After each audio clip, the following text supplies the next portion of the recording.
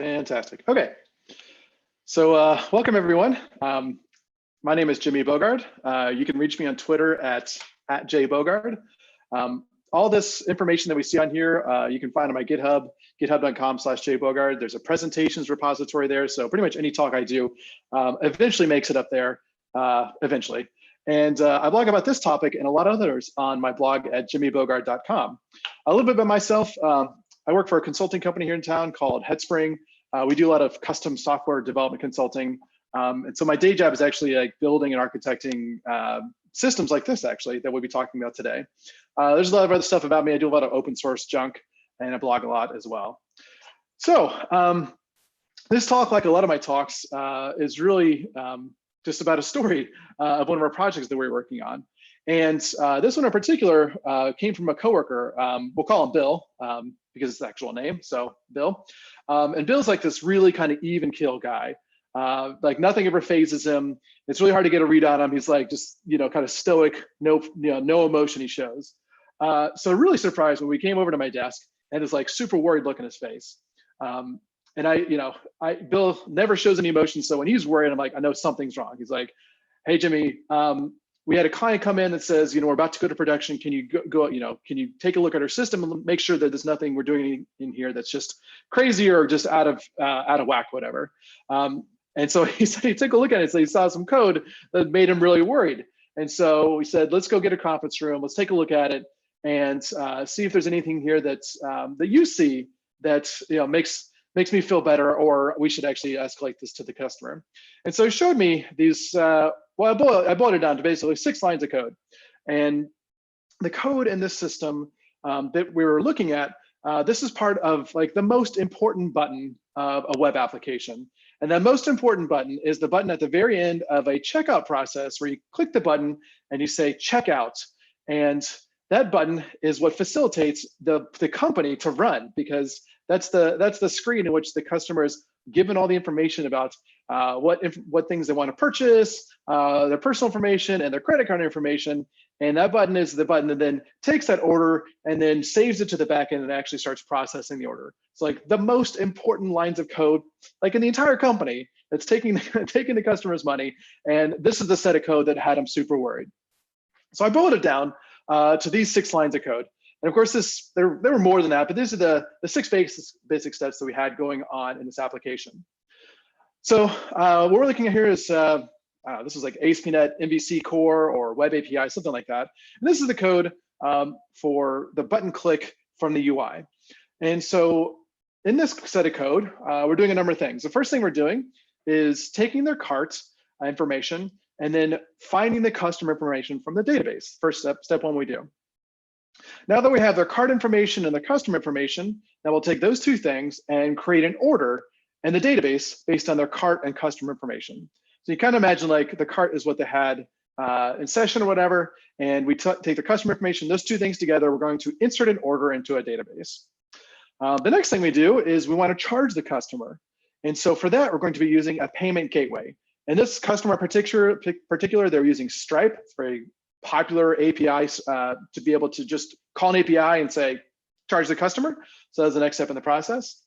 Once we've charged the customer successfully, the next thing we need to do is to send a payment success email saying, thank you for your order. Here's a link to be able to get to the order details. So that's the next thing we do via another popular service, SendGrid. SendGrid makes it really, really super easy to be able to just send emails to anyone. And that basically makes sure that they actually get that email. Now, there's a lot of stuff we have to do in the back end to actually process this order and ship it to the customer. And we can't do that in the context of this button click. So instead of doing that immediately, what we'll do is send a message via RabbitMQ to the backend order processing system to actually take the order information and notify the shipping provider, all this sort of stuff to actually process the order and ship it out the door. Now, the final piece we need to do is to take that customer to a thank you page. So that's the last piece here. We have redirect the customer to a thank you page that says, thank you for your order. We'll be in contact soon with more details, something. Now that's not all the code we actually care about here. There's actually something around all of this, which is a transaction that executes as part of any time we're writing to the database. Everyone's doing transactions, right? Yes? You don't have to raise your hand, but everyone should be doing transactions when writing to the database. So what we did here was around every single request that is writing data, we have something in a middleware piece that is going to make sure that we are executing everything inside of a database transaction. So that's around the entire request here. So the reason why that Bill was so worried here is because nowhere in here do you see any kind of code dealing with failures with any of these services that we're calling into. There's no try catches around any of these sort of things. It's just calling every single service one by one, and it assumes that everything will succeed. And if there's anything that I've learned in dealing with systems, especially distributed system, is that failure is always an option, that things will always go wrong when we're calling into these external systems. And in fact, failures often happen even with my own systems that I have to deal with. A number of times that I've given this talk, there's been like recent outages of Google. Like yesterday, GitHub went down. And if GitHub or Google or Amazon, these really big companies, if they can't keep their stuff up 100% of the time, then there's really no hope for the rest of us. So what we need to do is design our systems in order to be able to handle these failures. But how we design the systems and how we react to those failures is really a business level decision. So the very first thing we needed to do, Bill and I, was to say, okay, let's walk through each step in this 6 lines of code one by one and say what happens when something fails at each individual line. Now, the words I use are important here. So I make sure I use the word when and not the word if. If I use the word what happens if something fails, depending on who hears that, they will interpret that differently. So like us developers, when we say, what happens if this fails? In our heads, we'll say, well, we'll actually assume that it fails then. But if you say the word if to a business person or product owner or scrum master, they get these like happy ears on and they don't hear if, they hear like never. It'll never fail. Like if is such a remote possibility that we don't ever have to worry about that ever happening. So I don't use the word if anymore in terms of describing these scenarios. I use the word when. And then if becomes then a measure of risk and like how often does that happen. So we got in the conference room and whiteboarded it down and said, let's just draw out this system and all the different calls it makes and plot out what happens when each of these calls fails one by one. So in my application it has to talk to something else. What happens if when that call fails? So first up, what happens when that first call to get the customer out of the database fails? Now, I know you may be thinking like, well, do we really have to care about the database failing? Doesn't our system have to have that database up and running in order to be able to function? The answer is yes, but we still have to consider it in terms of how that failure is surfaced to the end user. So in this case, what happens when that first call to the database, which is get the customer information out and insert an order into the database? What happens when that first write fails? Well, it's not good, of course. The transaction rolls back. So the order never actually gets inserted into the database. An error shown to the end user, but at least the system is consistent. That is, we don't have any like partially done data. Like there's not like half orders in the system, half done system. Everything's in a database transaction. So we can rely on the ACID properties of the database, hopefully, so that if something goes wrong, the whole thing gets rolled back. Okay, now we do show an error to the user, so that's still not a good experience, but we can try to mitigate that in other ways. All right, let's keep going. What happens when the call to Stripe fails? Now, again, you could say, well, Stripe will never go down, right? These are these very important companies that deal with money for a lot of people, so they'll never go down, but they do. So what happens when that call to Stripe fails? Now, again, it could not, that call to Stripe may not fail just because Stripe is down. It could be something like our network hiccuped, someone entered the credentials incorrectly somewhere, or we couldn't talk to config server because that's how we get the credentials to talk to Stripe. So something, I don't care why, but something goes wrong talking to Stripe. So what happens with our system? Well, if Stripe fails, we're a part of a database transaction, so we get an exception. So the Stripe call fails, the transaction rolls back, the system is still consistent, we think. Now, there still could be some cases where we call Stripe, but because it's an HTTP API call, those are subject to timeouts because we make a call and then we wait and wait and wait to see if it's going to succeed. But we still could have the possibility where we just didn't wait long enough to get a response back. So let's say Stripe is not down, but it's just super slow. And we wait like 2 minutes or a minute or whatever it might be to wait for that response to come back. So you still can have the case where we call in a Stripe, it actually succeeded. We just didn't actually wait long enough to see if it succeeded or failed. Okay, moving on. What about SendGrid? What happens when SendGrid fails? Now this is where things start to go really wrong. We can handle 2 failures, okay. But now when we start to get further down the line of our calls, that's when things start to really go awry. So in this case, we make the call to insert to the database, but the transaction rolls back. So the database is consistent. However, we did make the call to Stripe, and that call succeeded. So that customer was actually charged for the transaction, but the transaction rolled back. So the system is now in an inconsistent state.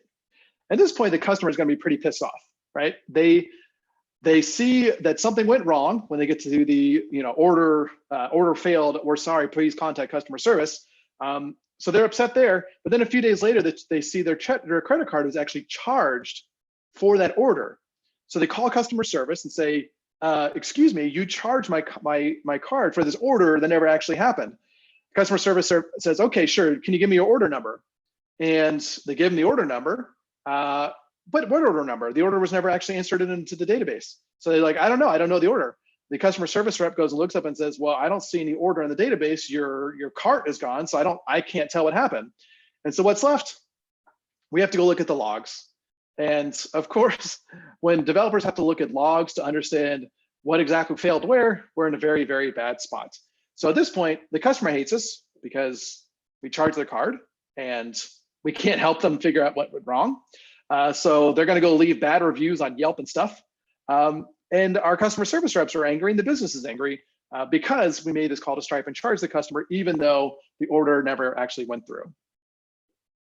Okay, this is where, as we go down the line, by the way, things keep getting worse and worse and worse. So what happens here when RabbitMQ fails?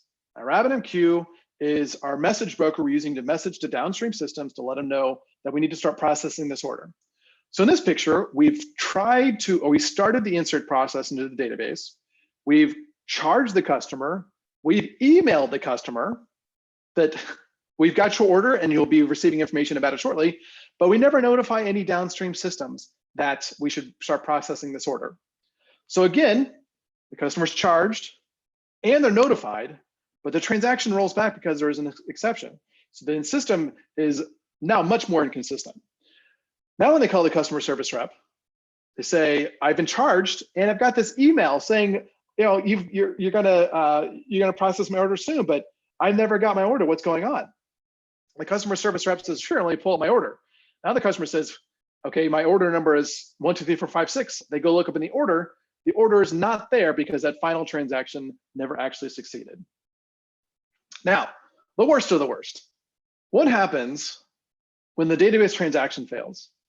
Now this one is probably the least likely failure in all of this because some invariants can be checked in that first call to the database, but the final invariants, things like, uniqueness, unique constraints, database transaction constraints, foreign key constraints, those aren't actually finalized until the transaction completes. So although the failure could be remote, it's still possible that that database transaction fails after we've called Stripe, we've called into SendGrid, we've called out to RabbitMQ. So at this point, the system is royally screwed because we've charged the customer, we've notified them, and we've notified downstream systems, but the transaction rolls back. So none of these other systems can go back and see what the details of the order were because it never actually made it into the database. So this is what Bill, my colleague, was so worried about. Saw these lines of code, so there's no kind of handling for any sort of failures. So what should we do? The current code, it just does this, like, whatever. And so this kind of like just shrugging your shoulders, is probably not good for business because if any of those subsequent calls fails, then all those scenarios, the customer is going to be negatively affected by that. So the business probably doesn't want this. And when we go to the business and said, what should we do about this? How should we handle failures? And they usually will say, well, don't let it fail. Like, okay, well, we don't own SendGrid, we don't own Stripe. And if even Google can't keep their stuff 100%, then what do we have? So at this point, we can go back to this picture and look and say, how do we need to deal with failures at each one of these different points? Well, the business will say, just make it all succeed or all fail. So what we'll do is just kind of stretch that transaction. Like, instead of the transaction being around the database, just it's as easy as PowerPoint, right? Just like move the line all the way over. And so the transaction now includes Stripe, SendGrid, and RabbitMQ. That way, this entire picture either all succeeds or all fails. Well, this is actually impossible. Some folks many years ago tried to do this sort of thing.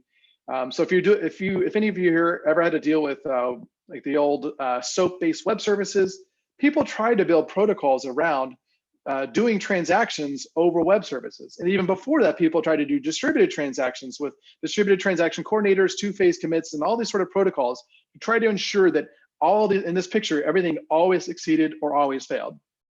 Well, the smarter people than I did tried this and tried this over many different systems and many different applications, and it just doesn't work. We can't put the entire world in a transaction, even if we wanted to, because there's just going to be some cases where these more advanced protocols still don't work for us. So instead, what we need to do is assume that these calls will fail.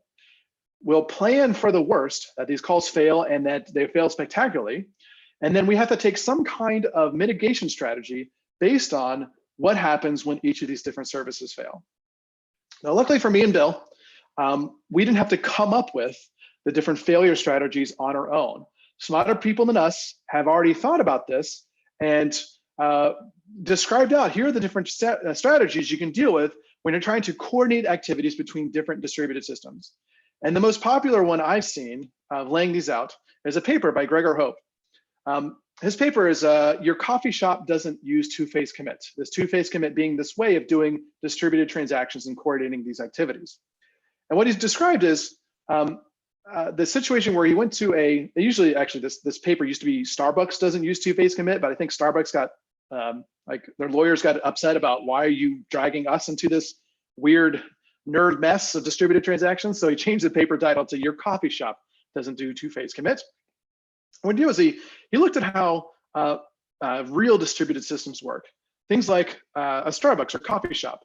And that is a real distributed system. Each individual person is performing their own self-contained activity, and they have to use communication coordination to try to get an overall business transaction complete, which is you get your coffee at the end of it. But that's a messy operation. That kind of operation isn't done in this highly coordinated transaction.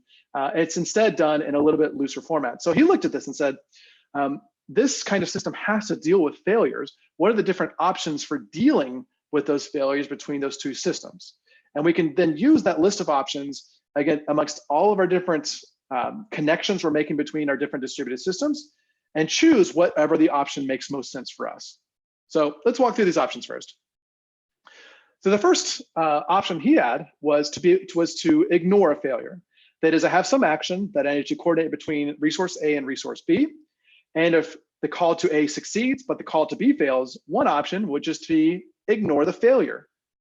Now, you may think, well, we would never want to do this, to ignore failures of distributed systems, but there will be cases where we don't really care if that action succeeds or fails at this point in time. Perhaps we don't care at all, or perhaps we can defer that action into the future and say, we're going to try to do it now, and if it fails, then we'll do it sometime in the future. We could have other distributed systems that we really don't care if they succeed or fail. For example, should your system go down because it cannot connect to some distributed log? That is, if your system can't connect to Splunk, should your system go down? Probably not. If your system can't connect to, I don't know, Zipkin or any other kind of distributed logging and tracing facilities, should that take your system down? If your audit tables fail, should that bring your system down? Probably not. So if there are things that aren't on the critical path for success, then this could be an option for us to say, if it fails, just ignore it and move on, because it's not critical for the customer to receive their service. Option number 2 is a retry. And a retry will perform the action on resource A or perform the action on resource B, but if that action on resource B fails, then we'll just try it again. Now this is a simplified view because what happens when that retry fails? Do we retry again and again and again? Probably not. What happens if there are some errors that fix themselves immediately, but some errors that fix themselves after a point in time? Like if a database goes down or a web service goes down, it might come up sometime in the future. So maybe we don't retry immediately. Maybe we try like immediately and then sometime in the future. We also have to worry about, is that action on the second resource able to be retried? If I perform the action twice and the first action actually succeeded, but it looked like a failure, will that result in the overall operation happening twice inside of resource B? We'll have to worry about that as well.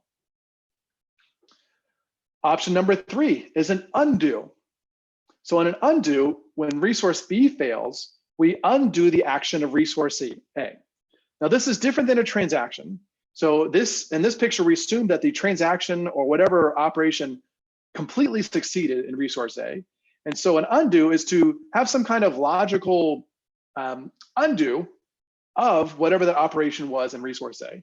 So this will take a little bit of research on our part to say what is the logical undo of whatever the action was with resource A, but it's still a possibility for us. And the final option is to do some kind of coordinated transaction. And so in this case, what we'll have is, this is a simplified view of a two-phase commit. And in this coordinated transaction, we have a third-party coordinator who is coordinating the activities between resource A and resource B. And so the general idea here is that either it all succeeds or all fails. So the way they'll do this is we'll have 2 phases in this overall commit transaction. The first one is a prepare phase. The prepare phase, we ask resource A and resource B, can you do this action? And they will reply back with feedback to say, yes, I can, or no, I can't perform this action. If the answer is yes for both resources, then the second phase kicks in. The coordinator says, okay, I've received all the confirmations from all the interested parties. So now go ahead and then commit your transaction, resource A, commit your transaction, resource B. Now, this is not a bulletproof protocol because I could still have the case where in the second phase, I ask resource A to commit, but then the coordinator goes down. And now I never get that second phase commit over to resource B. So this picture only works if those lines and boxes are very close to each other and there's not much latency or possibility of failure when having this all this communication going back and forth. So if I look at each of these, you do see each of these kinds of strategies in real life. You will see a distributed activity taking place between 2 parties, and one of these strategies taking place if something fails. So even something like coordination. If anyone here has had to, like, I don't know, buy a condo or buy a house or an apartment, you might have an agent serving as a coordinator that has to coordinate a sale between the buyer and the seller. And so they will go back, there'll be that go-between between the buyer and the seller saying, you know, do they have enough deposit? Do they agree to the price? If everyone's happy, then we'll go ahead and coordinate this transaction with those 2 parties together. Now, there's a cost to that coordinator, of course. In real life, you have to pay them a commission or something, or a fee. And so in our distributed systems, that coordinator has a real cost as well. And most cloud providers don't allow any kind of formalized 2-phase commit protocols. Like Azure, for example, does not support any kind of distributed transaction coordinators between any of their cloud-based platform services. So you can't do distributed transactions with Azure SQL, for example. Now, if you want to host the virtual machines and run SQL yourself and pay the insane fees to do so, you can do that. But it's still very difficult to do. You have to make sure that everything is very close to each other on a network, which kind of defeats the purpose of going to cloud, where you're having to very explicitly design all of your different networks, even the physical stack. So our master plan is to look at each of those external resources, examine the failure possibilities, and pick the best mitigation option based on, and this is important, the business requirements, because all of this is going to affect how this order is processed from the end user perspective. So we have to keep them in mind whenever we're going through each of these different failure possibilities. First up, Stripe. Just to remind you what the code looks like. We've got Stripe after we have inserted something in the database, but before a transaction has succeeded. So option one would be to ignore. That is, we try to call Stripe, and if it fails, we just go on. We probably don't want to ignore failed payments. Like if they can't successfully pay, we probably don't want to just process the order immediately because we'll start to lose money. So that's probably not going to be a possibility, but still be something I'd bring up to the business just in case there are some cases where they want to take the customer's order anyway. I don't know if it's like a very valued customer or something, some kind of business rule that says, we can process this offline or something. Option two, retry. So you can put that Stripe call in a try block, and then if something fails, we just try it again. Now, something we want to be very careful about here, though, is if I call Stripe and the call fails, I don't actually know if Stripe actually took the person's money or not, because I could have just had a timeout where I waited some amount of time, but it didn't actually tell me whether it succeeded or failed. I just got a timeout exception, and that was that. So I need to make sure that I don't accidentally charge the customer twice here. And there's a fancy computer sciencey term for this term of being able to perform an operation more than once and have the results only happen once. And this word is idempotency. And so what I do is I just take the service name, Stripe, and then I Google Stripe idempotent and see what comes up. And luckily, Stripe, who has fantastic documentation, actually has a top-level section on idempotent requests. It seemed like, and they're like, well, why wouldn't they just handle idempotency all the time? And the problem is they need to make sure that when you call them twice, they need to be able to correlate that to somehow to one single request to charge the customer. And that's not something they can do on their own. They need you to do that for them. So if they were looking at, well, how would they handle idempotency in their side? How would they, if they got two requests, how would they know those were for the exact same charge? You could say, well, why don't we just look at the request? If the request looks the same, it's the same charge. Well, maybe, but what if this customer ordered the same thing twice? Like, that would look the same. If you use timestamps or something weird like that, I don't know. And so Stripe said, you tell us what is the same request, and then we will handle the deduplication and combination of those into one charge on the back end. So what they tell you is, if you want to perform an idempotent request, you provide a header in the form of an idempotency key, and we will keep track of that on our side. That says we will make sure that that key is unique for all of our different charges whenever you call our API. So now all we have to do is then figure out what should we do for that idempotency key? What should we choose for uniquely identifying this request to charge the customer amongst another one? So you could say, well, obviously that's the order ID, maybe, except every time I refresh that page, every time I hit the button, there's a new order ID generated. So maybe that's not the right one to look at. Customer ID? Probably not. We probably want the customer to order multiple times. What else can we use? Well, if I go back and look at my overall business process, I realize like the unique thing that represents charging the customer for this order is actually that cart. That cart has an identifier that says this represents a business transaction of placing an order. So actually I can use the cart ID to uniquely identify that order in terms of the overall payment processing. Now that's what worked for us in this case, but depending on what you're doing, you may have to figure out what that idempotency key is. Sometimes you have to make one up and say this represents some sort of unique request or workflow, and we'll generate that ID at the beginning and use that as our idempotency correlation identifier throughout the entire process. Option 3, undo. Now this is a little bit harder. There's not a fancy computer science term to Google in terms of undo. So we have to think about the operation we're performing and ask ourselves, what is the logical undo or rollback of that operation? So Stripe doesn't support transactions. They support money transactions, not database transactions.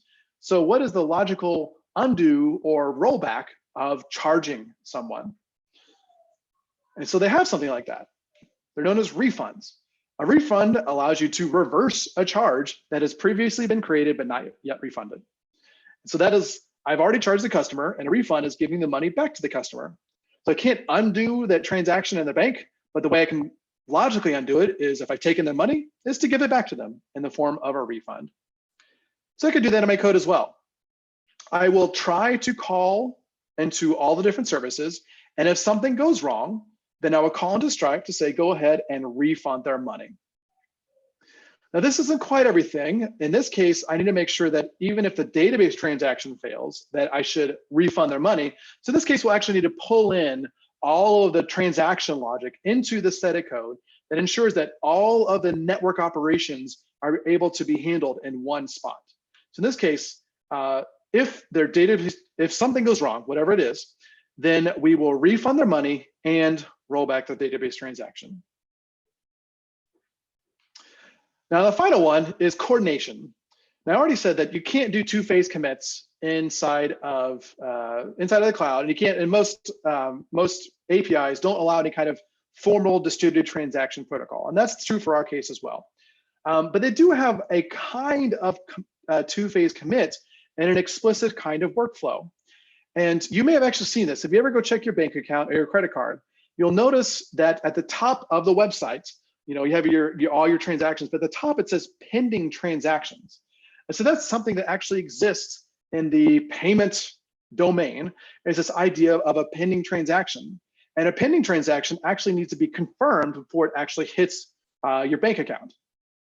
So what we're actually allowed to do is to put in a pending transaction and then later on actually confirm it. And you may have noticed this as well. Whenever you go to a hotel to check in, they may tell you, we're going to put a charge on your card for incidentals. And if you don't have anything in your incidentals, that is, you don't trash your room or drink all the liquor in the liquor cabinet there, then they will give that money back to you and they will just reverse the capture. So that's what we can do as part of Stripe, is they actually have a two-step payment flow, which is an authorize and capture. The first, authorize your card to say, does this person have enough money to be able to do this operation? And so it kind of puts us in this pending status. And then later on, you can actually capture the transaction and take the money from that customer. So it's not exactly a two-phase commit, but it follows that same kind of concept and same kind of protocol. So in here, what we'll do is we will authorize the payment against the Stripe service. And then if everything succeeds, then we'll go ahead and post the payment to their card.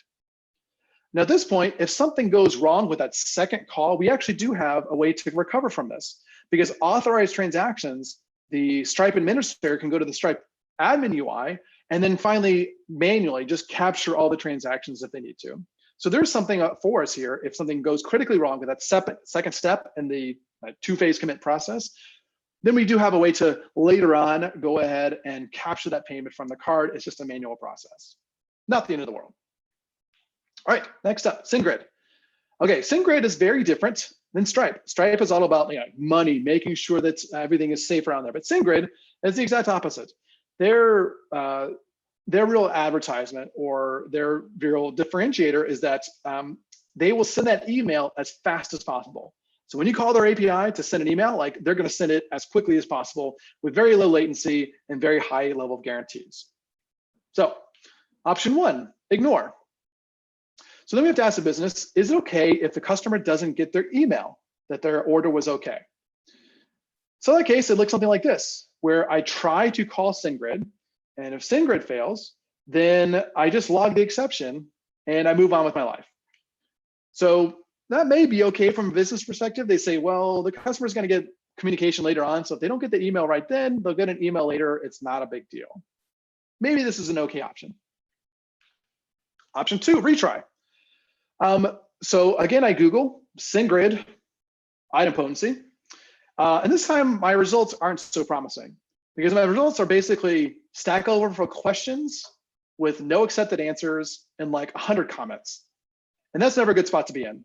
If your problem that you're trying to solve has questions that are answered but not accepted, and then a ton of comments, then you know you're in a bad spot.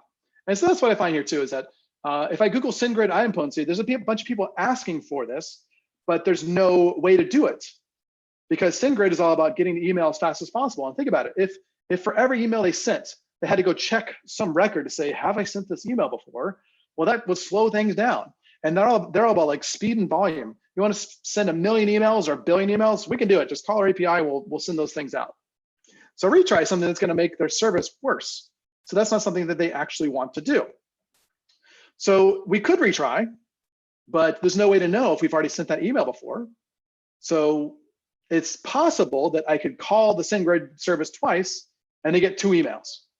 So we don't want to do this unless we want duplicate emails.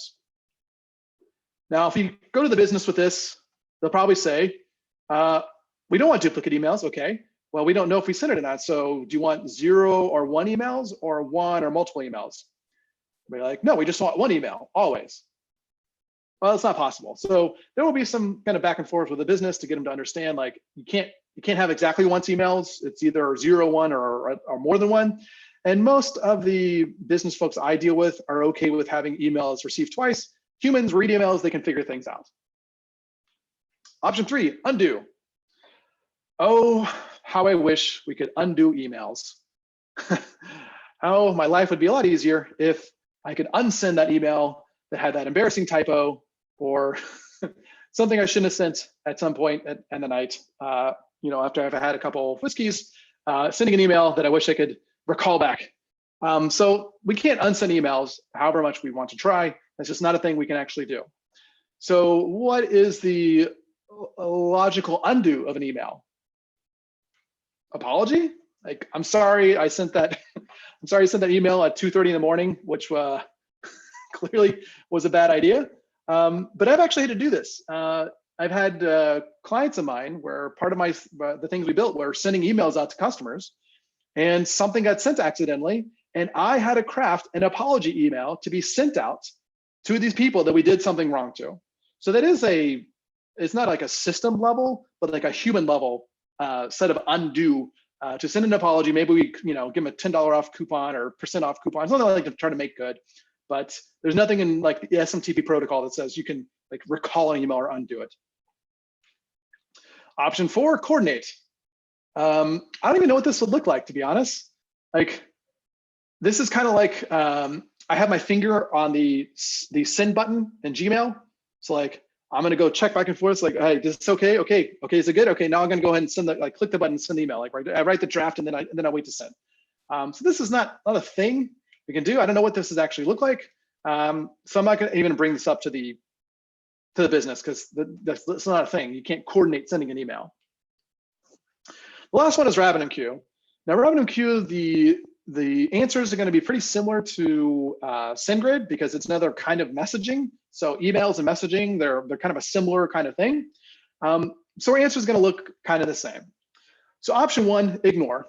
Now this one, ignore, is going to be a little bit different because I can just plainly ignore an email. Like if the email doesn't get sent and it doesn't affect the customer, then whatever. But I can't really ignore a RabbitMQ failure. I don't want to do nothing. So what we can do is try to do the operation, but if the operation failed, then I just flag the order for like further processing in the background, something like that. We can't just, not just pure try, catch, swallow. We'll do something to say something in the back end that's kind of, take it and run with it. Option 2, retry. It's very similar to email, like email and messaging, kind of very similar. Like if I send the message twice, the recipient will receive it twice. Now, us as a human receiving 2 emails, like we can figure out those are the same thing. But in case of RabbitMQ, like RabbitMQ doesn't support any kind of idempotency or deduplication. So I don't have to worry about RabbitMQ. It's really the downstream recipients. Can those things handle receiving messages multiple times? And again, if I go to those downstream systems and say, hey, fun story, you're going to receive these messages twice. Is that cool? And they're probably going to say no. Be like, no, just send it to me once. If there's 1 order, 1 message. We're like, that's great, but what if they were 2 or 3? So we can't guarantee that those downstream systems will only receive the message once. So we'll probably have to look at something to be able to deal with those downstream systems receiving the messages multiple times. Last one is undo. Just like unsending an email, we can't unsend a message, but this time a compensating would be weird. So I may be able to have a compensating message in form of email, like, sorry, I sent the thing I wasn't supposed to, but how would that work with a message?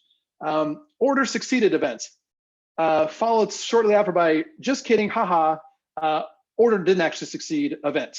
and downstream systems are supposed to handle that somehow? Probably not. So the compensating message here would be a little bit weird to be able to figure out what that even looked like. Final option is coordinate. Not a thing. You can't do a coordinated transaction with RabbitMQ, and you really can't do coordinated transactions with the consumers of RabbitMQ. That's just not a thing you can actually do. Some message brokers and queues do have some level of coordination, but speaking from experience, they all suck. Don't do it. So don't even try to coordinate message writing with any kind of other transaction. It's just not a thing you can do. So got my services, got my options. And as we can see, like there's not really a single strategy that works for everything. Like every single one has like different benefits and drawbacks and trade-offs. And so it's not really, I can say like, well, we'll just always retry this all the time. Just say everything we do, we'll just retry it. Well, that's not really possible for some of our different operations and different systems and services. So we can't just choose a single way of dealing with this. So Bill and I looked at this and said, you know what, maybe the problem, by the way, we just looked at like one solution at a time. If I try to put all those solutions in there at once, we'd have like all these different nested try catches. And if this thing fails, but that succeeded, but that other thing succeeded, and this one failed, it starts to get super messy about dealing with all these different successes and failures in one single block of code. So I said, what if there's a larger problem here? What if the problem is we're just trying to do too much in the context of a single button click? And when I have all these different operations executing inside of one single block of code or process, that's known as process coupling. So can I avoid this complexity and all these exceptions if I break apart the process coupling? Instead of trying to do everything in the context of boop, button click, what if I try to break up those different pieces apart and try to execute them separately instead? So I have to go back to the drawing board and said, for each of these things, do I have to execute these things all together? Or can I execute some of these things not in the same process, like sometime later offline, whatever that might mean? So we'll go one by one to say, Stripe, do I need to process this now, or can I process this sometime in the future? Now Stripe, I had to look at from their business perspective, do you want to take the money now, or is it okay to take it in the future? And for that, it actually really depends on what you're selling. Like something it's okay to charge the customer in the future, but some things it's not. Think about things like airline reservations or movie tickets or concert tickets. Like that's a finite resource. So I want to make sure that the person purchasing the ticket like will actually get it. And if I process that payment later, I could have the possibility where more people buy the tickets than there are actually capacity. And now we've had to deal with this like too many tickets, not enough people, not enough seats problem. So in this case, we have to ask them, can we take the money now or take it in the future? And they tell us, well, why don't you try to take it now? But if something goes wrong, then just mark the payment as failed, and then we'll deal with that in the future, because we'd rather take the money now if we could, but it's not critical. Let's do it in the future if we can. Okay, what about next? SendGrid. Do I need to send their money in the context of the button click, or can I send in the future? This is like, well, it depends. You do need to send the money. Like, I need to send the email, but I need to send the email really when the payment is succeeded, because that's when I know that the order can be processed, is when the payment is succeeded. So it's not really tied to like inserting the row into the database. SendGrid really should be triggered when Stripe payment succeeds. I take their money, that's when I should send the email, thank you for your order. So look at say, well, what is there available for me to be able to, when Stripe succeeds, to do something in SendGrid? And it turns out there is a thing that supports these kind of like chained scenarios. And one of the technologies around that is known as webhooks. Webhooks allow me to get notified on my API endpoint when some events happens in their service. So in this case, when Stripe succeeds in processing a payment, they can call an API on my side, be able to perform some operations and go on from there. Now we actually looked at this in my project, in my client, to see if this would be something viable we could do. But the problem is we couldn't make any guarantees about when that would happen, or retries, or failure mitigation strategies and scenarios. So although it could be a good case for some scenarios, it wasn't going to be for us. What about RabbitMQ? Can we do that now, or can we do that in the future? Now this is a little weird because like I'm supposed to trigger RabbitMQ based on something succeeded inside my API, the database transaction succeeding. So there's not an easy way for me to like trigger RabbitMQ off of something succeeding in the database. And the answer, by the way, is not database triggers. Please don't do that. But I need to have some way to say, don't do RabbitMQ now, do it sometime in the future. Well, it turns out there is a well-established pattern of doing that. And some of you may be doing this today. If you've got a table in your database with an isProcessed flag or a process date flag, and there's some background process going over those, looking for things to process and then doing work with them, you already have a database back queue. And so that's what we can emulate with those kinds of strategies. This is actually known as the outbox pattern. That should be receive-er, not receive-er. And in this pattern, instead of sending the messages directly to RabbitMQ, instead we temporarily insert them into our database so they're part of the same database transaction as whatever business operation we're performing. And then some background process is pulling those messages out of that message table and then translating them into outgoing messages onto our actual broker or queue or bus. So it looks something like this. Instead of me sending the message immediately via RabbitMQ, instead I insert a message into the database so that that message, along with the database work, all succeeds or fails in one single transaction. And then I've got some kind of background process that is looking at those messages in the database, polling it to see if there's any messages to process, and then finally sending it out the door. We looked at this and said, we're still not there. Like we can kind of stitch things together a little bit between like webhooks and things like that. But there's still way, way too much going on in the context of a single button click. Now, I've had the privilege of actually working at a large scale e-commerce online organization, a company. And if they looked at this code, they would just laugh. Like those big e-commerce systems don't try to do any work really in the context of a button click. They want to make sure that when you click that button, it's like 100% guarantee of success.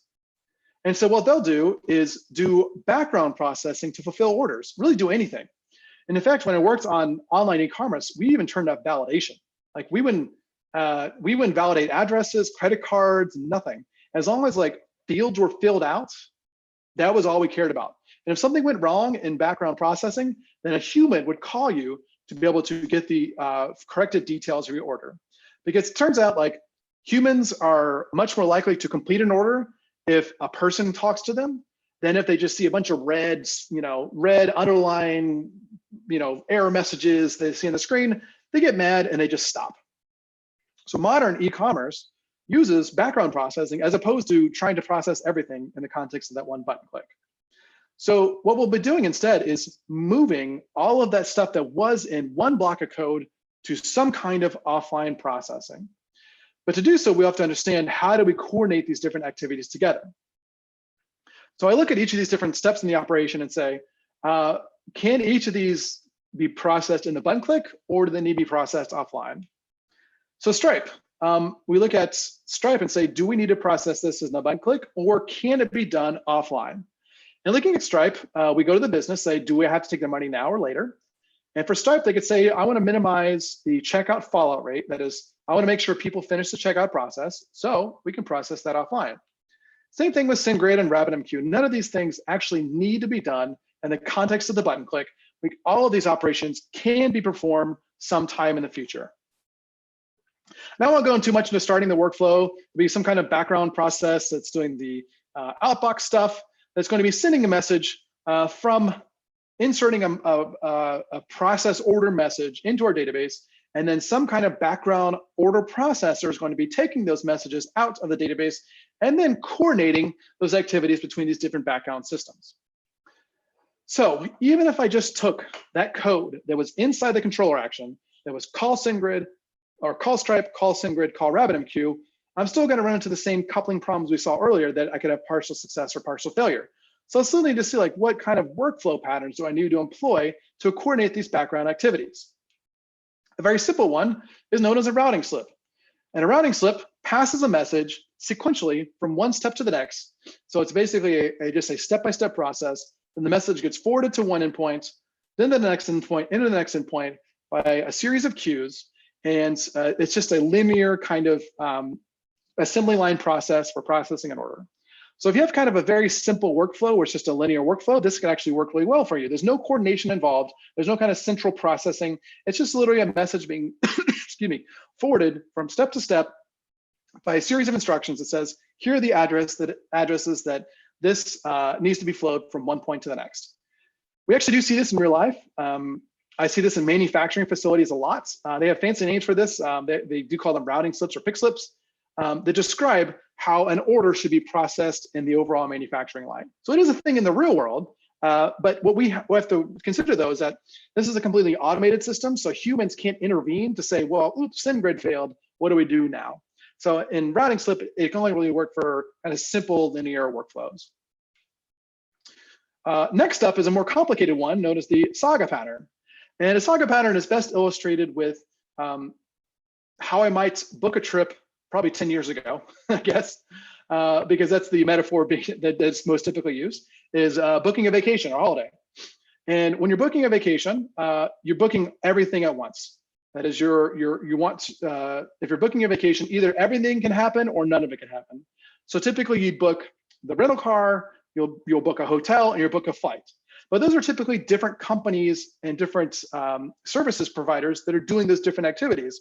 And you're not going to perform a distributed transaction, as in you're not going to open up a WebEx and say, okay, everybody get on the line. I need to make sure I can book this trip. Everything good? Everything good? Okay, let's book the trip.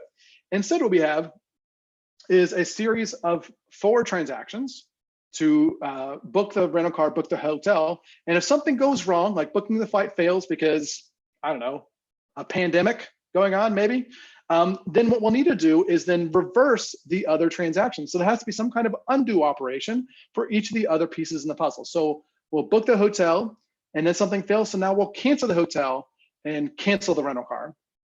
I guess we just use Uber these days or public transport, but in case, pretend like we want to have a rental car. And so Saga is defined as having a series of success transactions. And if something fails, then a series of undo transactions. But the problem is we've already seen that we don't have undo for all of our operations. So Saga pattern by itself isn't really that helpful for us because we can't guarantee that all of our different operations have some kind of undo for them. We can't unsend an email. We can't send a message in RabbitMQ. So this one isn't going to work for us. And in fact, in real life, I find that this Saga pattern is very rarely applicable because it's pretty rare that I can neatly bucket my operations to have forward transactions and undo transactions. Usually it's a lot more complicated with the business logic. And so for that last one, we'll have to employ what's known as the process manager pattern. And process manager pattern is basically like you have a distributed message oriented activity you need to perform. So just have something that manages those messages and communication and business logic. And that's known as the process manager. So in this case, we'll have something that is coordinating the activities between all these different downstream services, and that thing will be our process manager. Now I still have to say, well, what code is going to be inside of that process manager? And so we typically find that the process manager patterns usually fall into two main buckets. And those buckets are orchestration and choreography. Now, orchestration is more command-based. That is, I'm telling these different steps what to do and when to do them. And choreography is more event-based, where they're more notified about some event that's happened, and then I'm relying on events coming back to decide how to perform the next step. So orchestration is more process coupled, because I'm telling things what to do and when to do them, or choreography is a bit looser coupled in its process. Neither good or bad, they're just different patterns. So I have to look at what the process coupling is between all the different steps to determine what makes most sense. Like if two steps are logically coupled in their processing, then I may want to use the process coupled version of process manager versus the decoupled version of events. So Stripe though, Stripe we've already said, Stripe succeeds when the order is inserted. So there's already some logical process coupling there. SendGrid, SendGrid is a little bit different.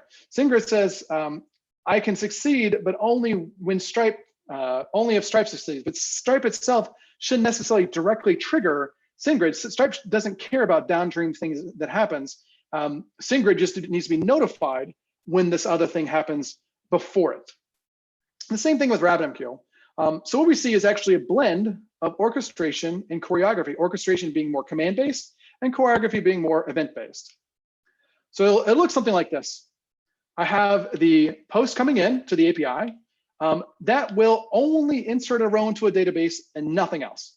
So post to database, insert a row, tell the customer everything's okay. And if I can't insert a row into a database, I'm screwed anyway. So I'm okay with just having that level of failure mitigation, just saying if I can't insert a row in database, then forget it. So then we have a background process manager that's going to be picking up that task and then doing something about it. So the code would look something like this. I'm greatly simplifying it. So I'm going to this is to create the order on the button click. I create the order from the carts, I insert the order into the database, and I send a command to the background process to be able to kick off the overall process manager process. So the process manager is going to read some information out of the database, the order information, and start calling these downstream systems. The first thing it needs to do is to call Stripe, because that's the first thing that has to happen before anything else downstream occurs. So it's going to send a message, a command, into process to Stripe to say, I need you to process this order and then tell me the result of that operation. So, and as part of this, it's going to it's going to receive the order, receive the command to process the order in our process manager, and going to send a message to Stripe to say, process this payment. Stripe receives a message to process the payment. It will call into the Stripe API, and then finally reply back to the process manager saying if this thing succeeded or failed. At this point, the process manager has received the reply and can decide if, based on success or failure, to trigger any other downstream systems. So in this logic, we can see that we will receive the results. If the message tells us that the Stripe processing was successful, then we'll go ahead and take some kind of mitigating strategy, maybe notify an administrator or notify the order processor humans to be able to say this order needs additional offline processing. Otherwise, we can publish an event that says this order has now been accepted. So now, via choreography, I can publish an event. In this case, SendGrid now just becomes another subscriber to that event to be able to receive that event and then call out to SendGrid to be able to send the email, as well as any other downstream services and systems. So SendGrid receives the order accepted event, and then we'll call into Stripe. I was calling to SendGrid to say, send the thank you email, and it goes on its way. So look at this picture, like, gosh, this is a lot more complicated than we had before. Before we just had 6 lines of code, and now we've got like more than one application, background processing and queues and messages. But in this picture, our system is much more resilient and able to handle failures at any point in time. In fact, if any of these arrows breaks in any of these parts, then I have some way to be able to recover from that failure as opposed to just throwing up my hands. Now, what did Bill and I do? Bill and I stopped about 40 minutes ago when we told the business, do you want to be able to retry or undo the Stripe payments? Because we only had 2 weeks to launch, we just did the undo. So we tried to authorize the customer, and if that everything succeeded, then we go ahead and capture the payment. That was what they're happy with, and that could be what you're happy with as well. So at any point at time, we could stop and say the business said this is good enough, we've mitigated a risk. As long as they're okay with that, then we can be okay with it as well. As long as we're not just throwing up our hands, saying if failure happens, you know, our system is just screwed. As long as we have some kind of agreed upon strategy, then we should be okay. This picture, though, is actually what real online e-commerce order processors do. They push all the processing offline and use a combination of orchestration and choreography to actually process the order. So that was fixing distributed systems fail. If you want to see this, you can go check out this presentation. It's on my GitHub at github.com/jbogard/presentations. Every pattern I described today is in this book called Enterprise Integration Patterns. It's a lousy name for a book that's just about messaging, but everything I described today is in that book, also by the same guy, Gregor Hope. And you can find that online as well. It's actually free online at enterpriseintegrationpatterns.com. So with that, I'm done. Thank you all very much. Thank you, Jimmy. We have a few questions. All righty. Kind reminder, we are having Slido and using Slido for questions. Yeah, you can click on the link from the chat and open and see the questions. Oh wait, no, this is Zoom. No, from the Zoom chat. If It you did have not. it open. I do. Just didn't. Oh God, it's not copying from the Zoom chat. Let's see. Weird.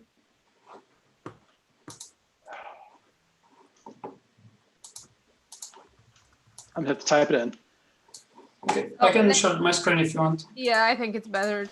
So first question is that when you're working with third parties, is routing slip applicable? Here it is on the screen. Yes, it is applicable in terms of your code calling into that third-party service. So in my picture, I don't. I had something like an API gateway that was on top of calling out to send to those third-party APIs.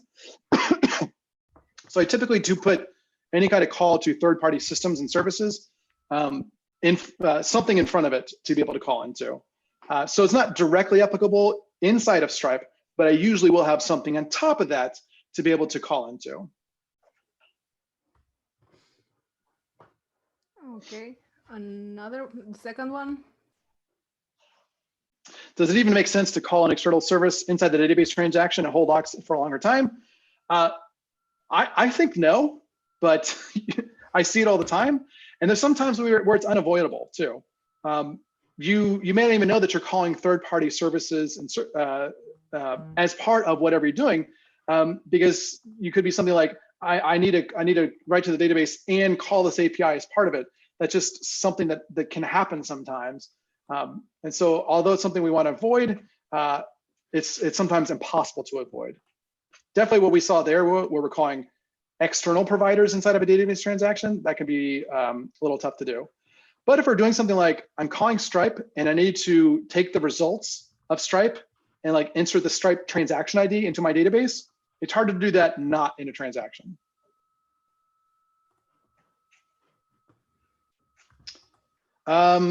So Vlad has a mediator question. I think that might be better answered offline because it's not necessarily relatable to this discussion. So Yeah, Vlad, I can pick the next one. Vlad, if you want to ping me on Twitter, you can DM me and I'll be happy to answer that. And Constantine asks, which technologies do you use to implement process managers? You don't have to use an open source library to do so. There's a number out there. I showed in Service Bus. Talking not about in Service Bus. There's lots of other libraries out there like Mass Transit and Rebus or other popular ones out there, or you can roll your own. If you look at Azure, Azure has a number of these kinds of patterns in place as well. They started with Service Fabric, but if you look at their durable functions are kind of like this as well. And Orleans, Actor Frameworks, also kind of like this kind of process manager pattern as well. Victor says, could you give a recommendation on reprocessing failed messages in RabbitMQ? I use some library on top of any kind of message queue I use to help facilitate that. So you can roll your own kind of reprocessing logic, but I would suggest just picking an open source, picking a library that has that kind of features out of the box and use those features. What else? I think this is it. Yep. So right. Guys, thank you for being here. You have also the feedback form. We're very into the feedback because we want to teach people to give feedback. And thank you, Jimmy, for being with us. I know it's very early in the morning. Oh, no, it's noon. It's noon now, yeah. Yeah, it's fine. So see you next time. All right. Thank you for being with us. Thanks, everyone. Bye. Okay, thanks, Jimmy. Bye. Bye.